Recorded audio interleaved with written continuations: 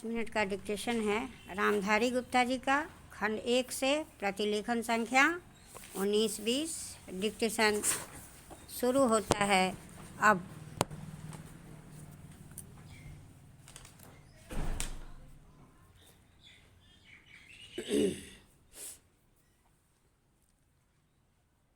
Ready, start.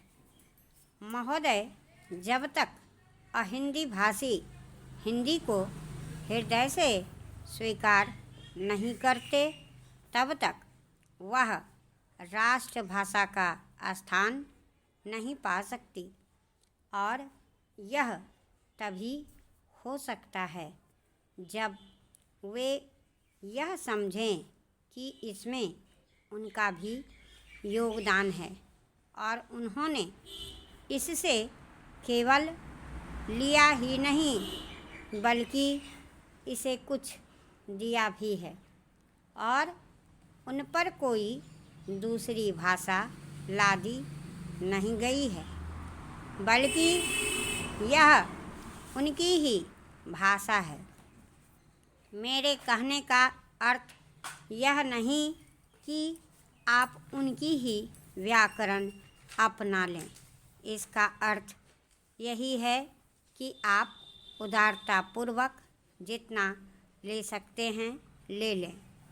भाषा इसी प्रकार बन सकती है। यह भी आवश्यक नहीं है कि उसको स्वीकार करने पर आप वही लिखना आरंभ कर दें, परंतु जो वे लिखें उसको आप गलत ना समझें। आज किसी भी भाषा का रूप वही नहीं है जो उसके प्रारंभिक काल में था। उसमें हेर फेर होता रहता है। हिंदी के इतिहास में भी आपको यही बात मिलेगी। मैं हिंदी का कोई विद्वान नहीं हूँ, पर मैं अपने अनुभव से कह सकता हूँ कि उसमें भी पिछले 500-600 वर्षों में बहुत अंतर पड़ा है, तथा पहले की और आज की हिंदी में काफ़ी अंतर है।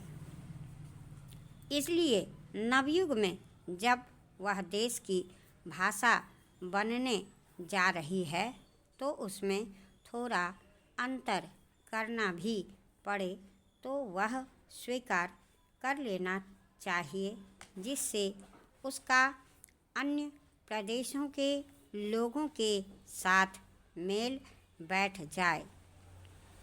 कोई अहिंदी भाषी लोगों ने भी हिंदी की काफ़ी सेवा की है। आपके राज्यपाल महोदय अहिंदी भाषी हैं और इन्होंने अपनी भाषा की बड़ी सेवा की है। यह भी हिंदी के पक्ष में थे और इन्होंने बड़ा योग दिया, जिसके कारण हम संविधान सभा में सफल हो सके। इनका भी यही विचार है जो मेरा है। मैं चाहता हूँ कि इनको भी हिंदी की सेवा करने का अवसर दिया जाना चाहिए।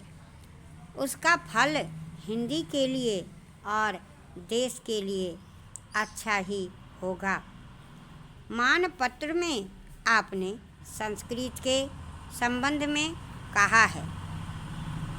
मैं मानता हूँ कि हमारे देश में संस्कृत का अध्ययन आवश्यक है, क्योंकि देश की सभी भाषाओं का स्रोत वही भाषा है।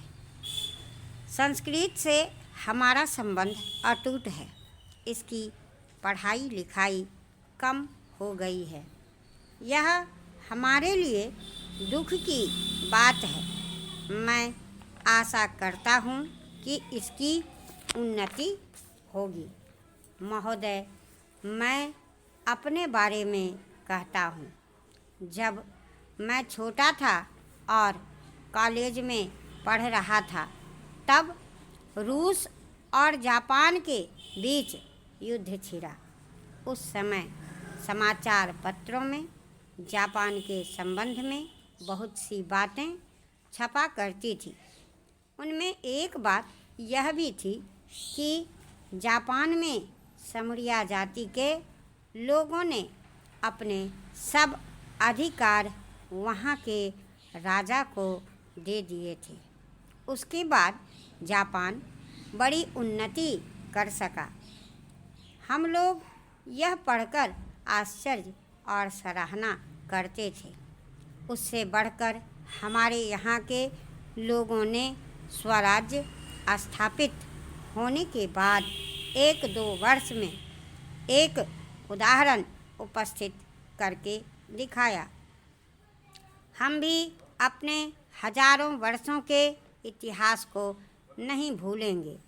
जो रियासतें अलग अलग स्थापित हो गई थी और एक प्रकार से भारत कई टुकड़ों में बटा हुआ था, वे सब टुकड़े एक हो गए।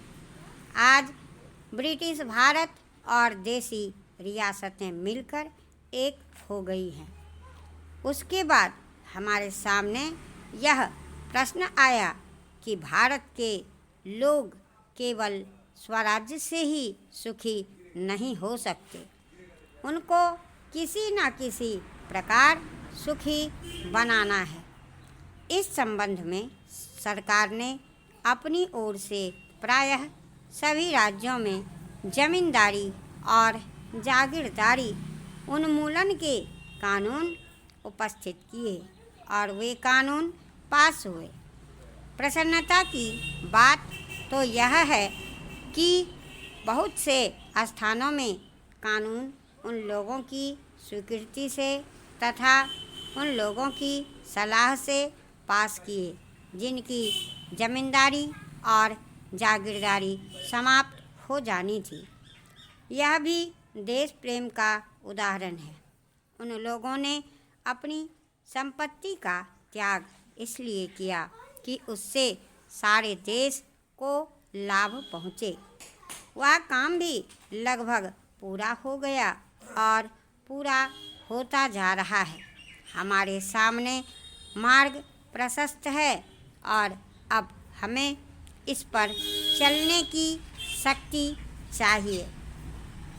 हम में परस्पर कभी कभी इस प्रकार की संकुचित धार्मिक अथवा सामाजिक भावना देखने में आती है, जिसके कारण कभी कभी झगड़े फसाद हो जाते हैं।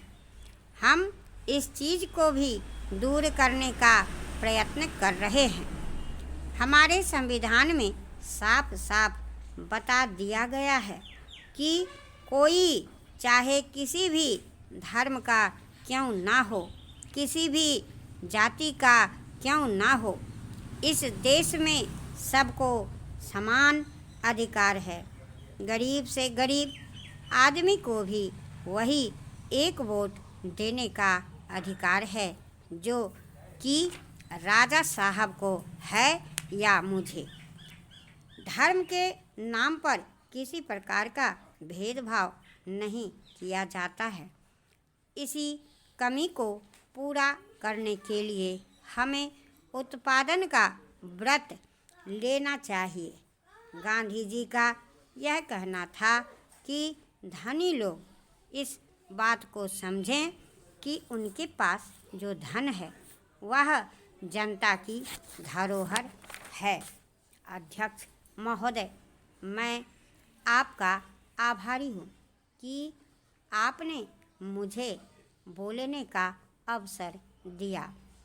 इस देश के वर्तमान भारी संकट के समय में और ख़ास तौर से उस समय जबकि हम लड़ाई से अभी निवृत्त हुए हैं और आकाश में लड़ाई के बादल दूसरी तरफ से आने शुरू हुए हैं।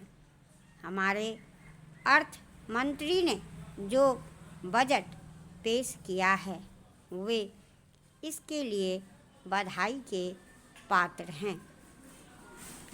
यद्यपि भिन्न भिन्न पहलुओं को लेकर आलोचनाएं की गई हैं, लेकिन यदि उनकी कठिनाइयों को भी देखा होता कि राष्ट्र को किन किन संकटों का सामना करना पड़ रहा है, इस बात पर भी अगर मेरे से